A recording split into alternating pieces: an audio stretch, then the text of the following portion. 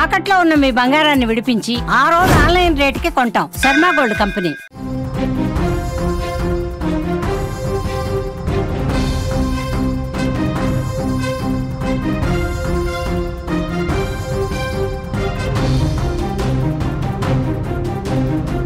నెల్లూరు జిల్లాలో దారుణం. ప్రియురాలి ఇంట్లో ప్రియుడి మృతదేహం. వరుణ్ తేజ్ అనే వ్యక్తికి మాధవి అనే మహిళతో వివాహేతర సంబంధం. ఇదే నేపథ్యంలో తరుణ్ని ఇంటికి పిలిచి మాధవి హత్య చేసినట్లు తరుణ్ భార్య ఆరోపణ.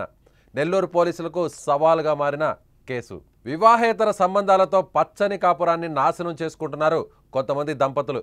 ఈ అక్రమ సంబంధాలు చివరకు హత్యలకు దారితీస్తున్న ఘటనలు ఎన్నో చూస్తున్నాం, అలాగే వింటున్నాం. అయితే తాజాగా నెల్లూరులో ఇలాంటి దారుణమే చోటు చేసుకుంది. ఇంటికి ప్రియుడిని పిలిచి మరీ ప్రియురాలు చంపేస్తున్నట్లు ఆమెపై ఆరోపణలు వస్తున్నాయి.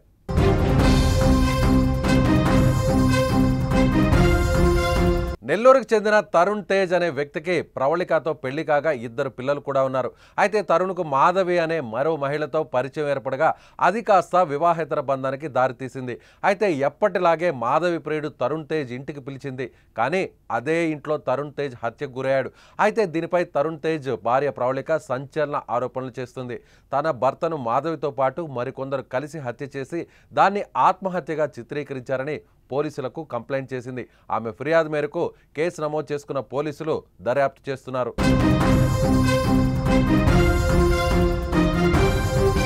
ఇదిలా ఉంటే మృతుడి భార్య మరికొన్ని ఆరోపణలు చేస్తోంది.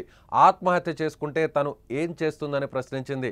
గత కొన్ని రోజుల నుంచి తన భర్త మాధవి దగ్గర ఉంటున్నాడని, ఆమె ఇంట్లోనే ఇదంతా జరిగిందని భార్య ఆరోపిస్తుంది. ఒకవేళ తన భర్త ఆత్మహత్య చేసుకుంటే తనకు తెలియకుండా ఉండదని, తన భర్తను ఆమెతో పాటు మరికొందరు కలిసి చంపేసి ఉంటారని ఆరోపిస్తుంది.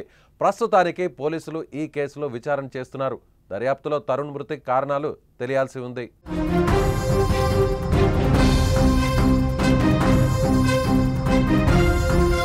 సో నెల్లూరు జిల్లాలో ఈ కేసు పోలీసులకు ఒక సవాల్గా మారింది.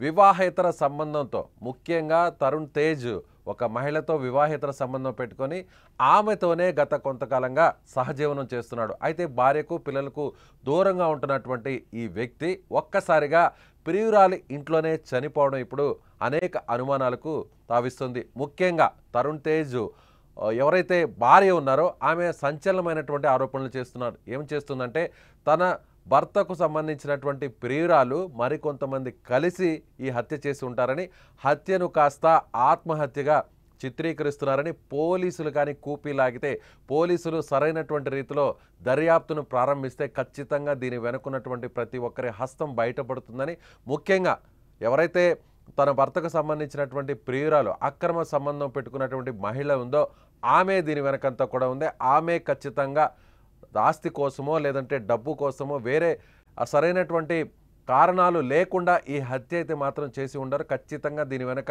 ఏదో ఒక రీజన్ ఉంటుందనేటువంటి ఒక అనుమానాన్ని ఆమె వ్యక్తం చేస్తుంది. ప్రస్తుతం ఈ కోణంలోనే పోలీసులు దర్యాప్తు చేస్తున్నారు. వివాహేతర సంబంధాలతో పచ్చని కాపురాన్ని చాలామంది నాశనం చేసుకుంటున్నారు.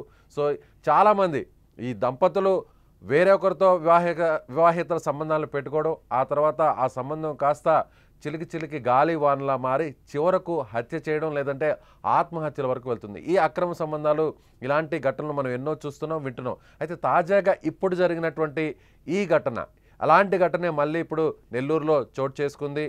ఇంటికి ప్రియుడిని పిలిచి మరీ ప్రియురాలు చంపేసినట్లుగా ఆరోపణలు అయితే ప్రస్తుతానికి వస్తున్నాయని చెప్పాలి. అదేవిధంగా తరుణ్ తేజ్, నెల్లూరుకు సంబంధించినటువంటి తరుణ్ తేజ్ అనే వ్యక్తితో ప్రవళికకు గత 2 పిల్లలు కూడా పుట్టారు. ప్రవళిక అనేటువంటి ఆమెతో పెళ్లి చేసుకున్నాడు. సో ఇద్దరు కూడా ప్రశాంతంగా ఉన్నారు. అయితే ఆ తరువాత వేరే మహిళతో పరిచయం ఏర్పడింది తరుణ్ తేజ్కు. అక్కడి నుంచి కూడా ఈ వివాదం కాస్త పెద్దదిగా మారింది. మాధవి అనేటువంటి మహిళతో తరుణ్ తేజ్ వివాహేతర సంబంధాన్ని పెట్టుకున్నాడు. సో మాధవి ఇంట్లోనే గత కొన్ని రోజుల నుంచి కూడా తరుణ్ తేజ్ ఉంటున్నాడు. అయితే ఒక్కసారిగా ప్రియురాలు ఇంట్లోనే, మాధవి ఇంట్లోనే తరుణ్ తేజ్ చనిపోయినటువంటి ఆ దృశ్యాలు, అలాగే అక్కడ ఉన్నటువంటి ఆ ఘటన అంతా కూడా ఇప్పుడు ఆ కుటుంబంలో ఒక పెద్ద విషాదాన్ని నింపింది. సో ఎప్పుడు ప్రియురాలు ఇంట్లో ఉండేటువంటి తరుణ్ తేజ్ ఒక్కసారిగా శవమై కనిపించడం ఏంటి, అలాగే సూసైడ్ చేసుకుని మరి చనిపోవడం ఏంటి? దీని వెనక ఖచ్చితంగా మాధవి ఉంటుంది.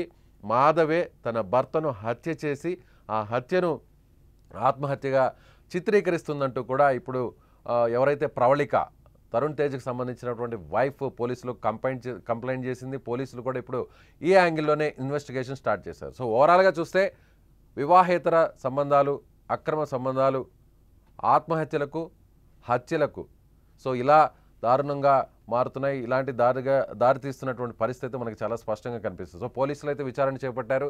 ఎప్పుడైతే ఈ మృతదేహాన్ని పోస్ట్మార్టం పంపించారో పోస్ట్మార్టం రిపోర్ట్ ద్వారా ఒక ఏం జరిగింది, దీని వెనుకున్నటువంటి కారణాలు ఏంటి, ఇది హత్య లేదంటే ఆత్మహత్య అనేది కొన్ని రీజన్స్ కూడా బయటకు వచ్చేటువంటి ఛాన్స్ ఉన్నాయనేది ఆ ఫ్యామిలీ మెంబర్స్ కూడా ఇప్పుడు భావిస్తున్నారు. సో ఓవరాల్గా అయితే పోలీసులకు ఇది ఒక సవాల్గా మారింది. ఇది నిజంగానే ఆత్మహత్య లేదంటే ఎవరైతే చనిపోయినటువంటి మృతుడి బంధువులు ఆరోపిస్తున్నట్లుగా ఇది ఖచ్చితంగా హత్య అనేది మరికొన్ని రోజుల్లోనే తేలాల్సి ఉంది.